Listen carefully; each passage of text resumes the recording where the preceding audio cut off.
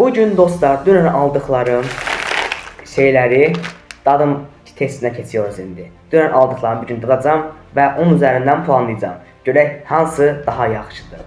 Birinci olaraq dostlar köşədən başlayaq. Görək nə təbii köşədir bu. Dadına bir damcıqdan baxaq.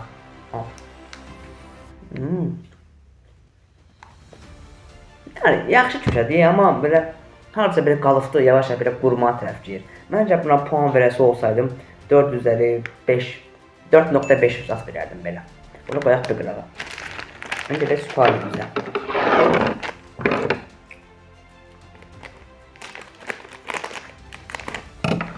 Bunu da hızlı şəkildə açaq. Tadına baxaq.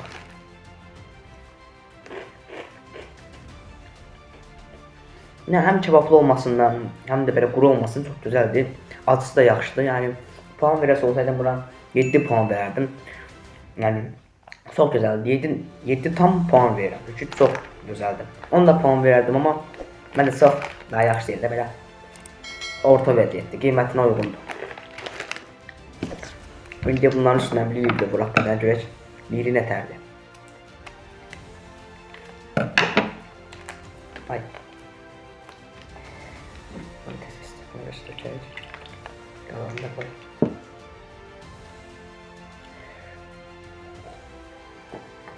Yəni Lili'də bir babatda nəfərdimi 3.5 puan zat verərdim mən verəsi olsaydım. Çünki bir damcı şey qatırlar, qalan su ilə dadı da qalınlaşdırdı. Elə bir ki yupitsizdir də, daha da böyük sulu bir yupitsiz elə fikirdir.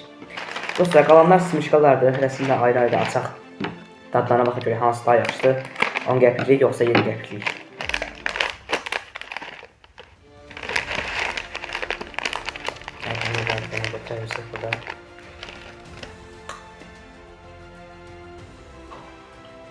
Yəni smışqa da orta puandır.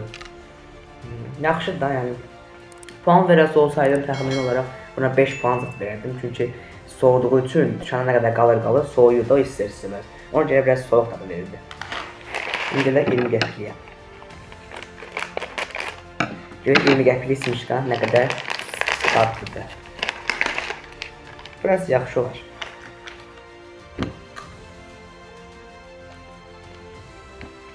Yəni valla istəyir 10 qəpikli olsun, istəyir 20 qəpikli olsun, yenə də dadları eynidir.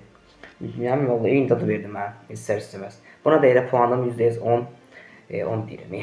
10 üzərindən 5-6 puan zadılardı. Çünki dadları eynidir və dükanda qaldıqları üçün yekədə soyulurlar.